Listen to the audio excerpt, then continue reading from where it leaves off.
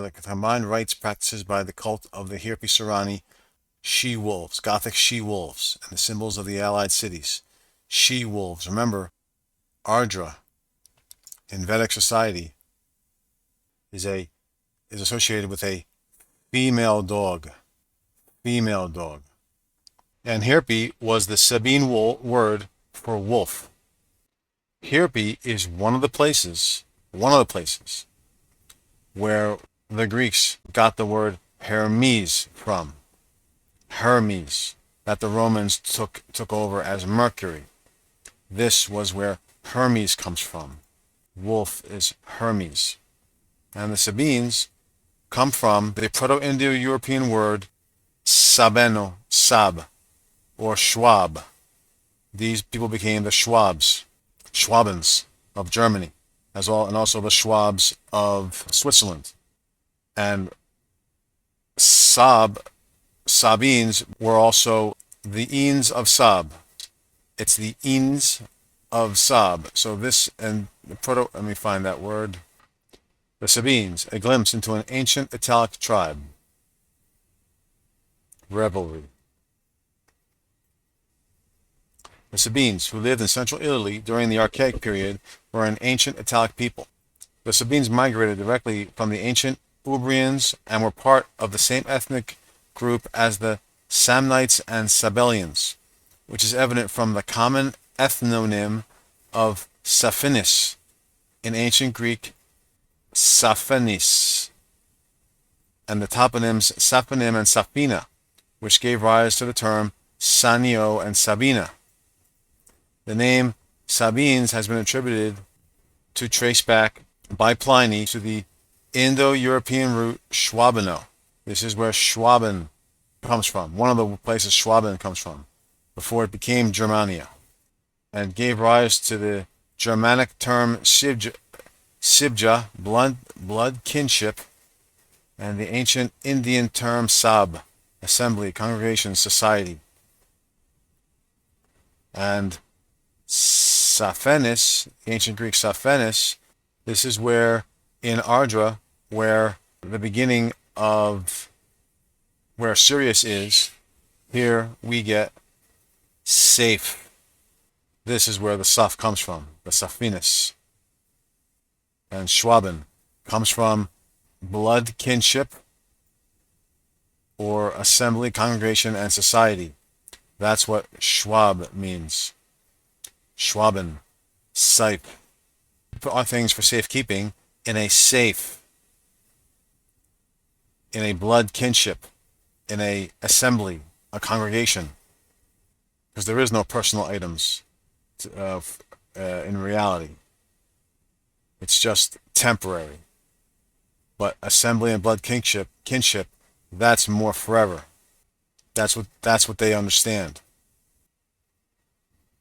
Thus, Hirpi is a wolf, a wild dog, an undomesticated dog.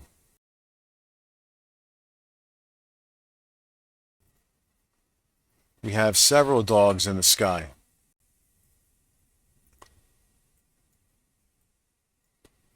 Here we have Sirius and Canis Major, Canis Minor. We also have Canis Venatici.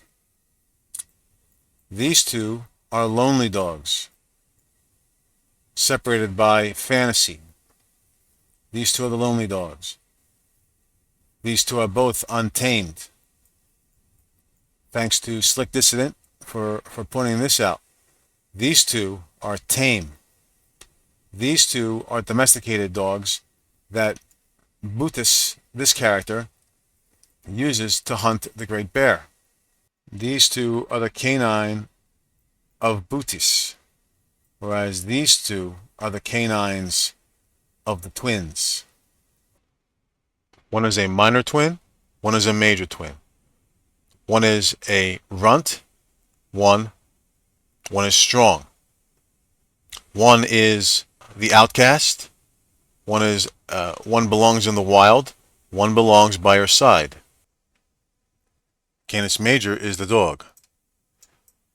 Canis Minor, that's the wolf that you see in the tarot.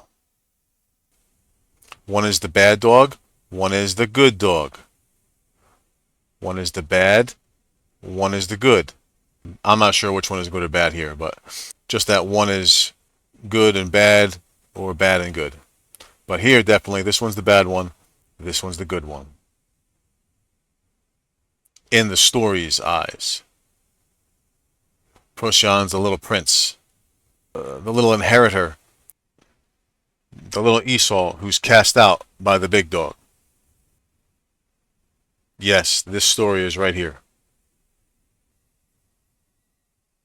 Another deity associated with Sirius. Sopdet in ancient Egypt. The goddess associated with the star. Not the star itself, but the deity, the goddess behind it.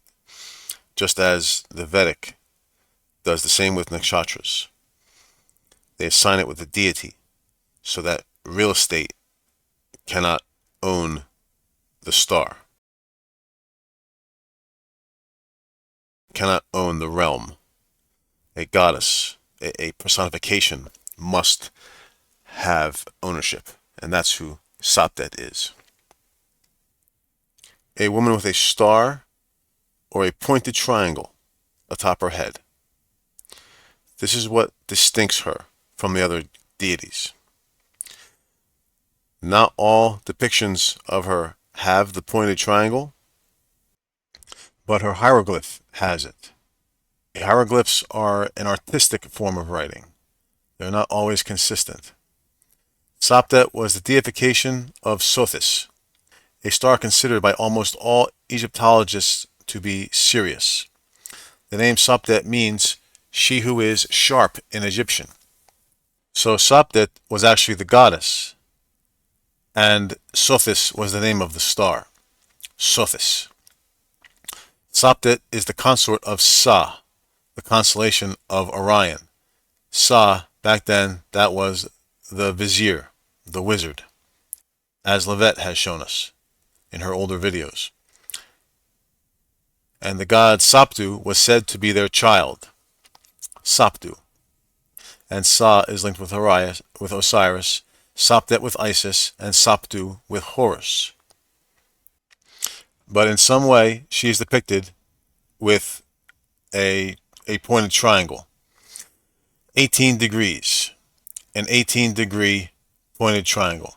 Now, according to this, 18 degrees is associated with a 4 for some reason. 4 avatars. I'm not sure of this yet, but it equals 72. Which 72 is in this star. Each point is 72 degrees from each other. So somehow this pointed triangle of 18-degree point and these points on the star have a 1-to-4 relationship somehow. I'm not sure of that yet, but this is just showing you.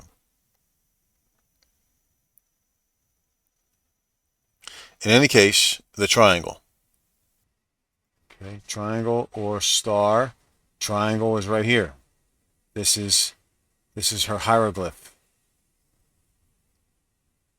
She's the companion to Orion, being the star of Sirius. From her name, watch this, Sopdet, we get the word, do you see it? We get this word from it. From this word, we get Soviet. Think Sirius, think Sopdet in Egypt. Think Sopdet, think Soviet. Yes, Soviet is an Egyptian word. Now, the final one I want to show you. I cannot play this video. I will leave a link, but I will transcribe what he says. He doesn't use the word Sirius, but he uses Sarah instead. Sirius is Sarah's Eus. Sirius is belonging to the version of Sirius. belonging to Sarah, or let's say Sarah's light. Eus is also right and light. He also says there's also Sarai.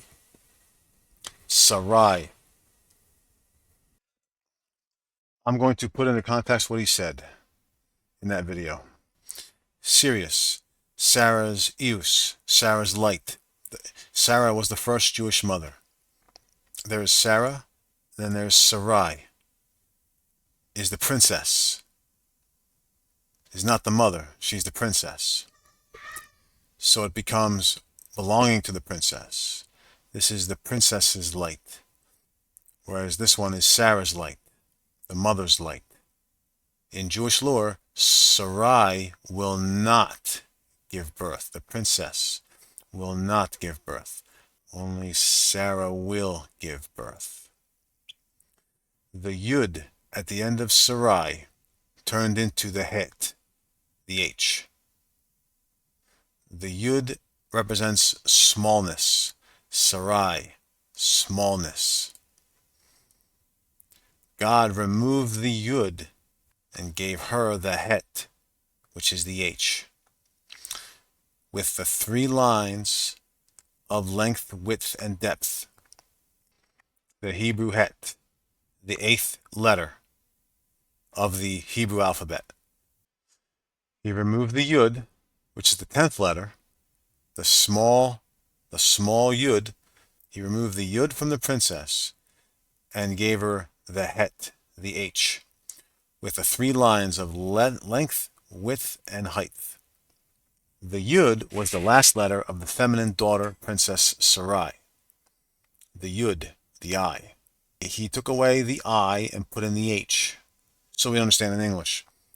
Sarai is the Yud, which is the basic I, and then they switched it and put an H there to become the mother, whereas the H is the 8, and it has length, width, and depth in the Hebrew H, which is Het. The Yud was the last letter of the feminine daughter, Princess Sarai.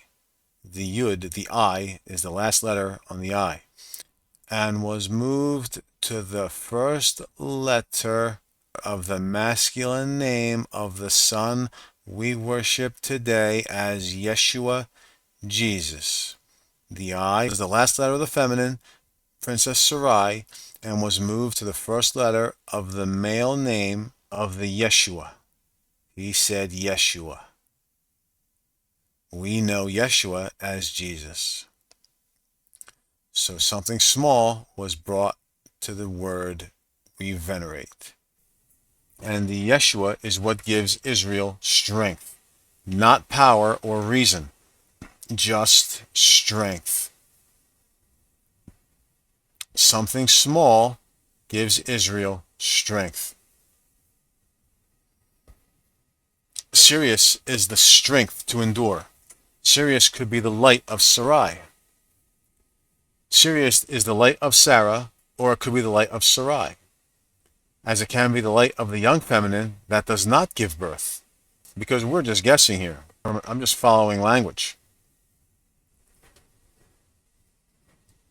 Sarai Sirius is the white-blue virgin outshining the other stars, and she is the young virgin, so young she does not have to work, as her older self.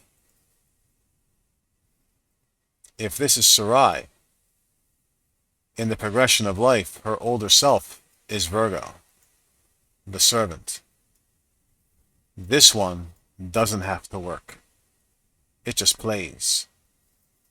Remember, she's the female dog. This one here has to work. The young princess does not have to work, as her older self will in Virgo. Sirius is just the daughter, the lowest star point in the sky from a northern hemisphere perspective. This is her reverence in the short count calendar. This is her reverence in the short count calendar. She's the daughter. In the long count calendar, the star is the father. Going this way, the story is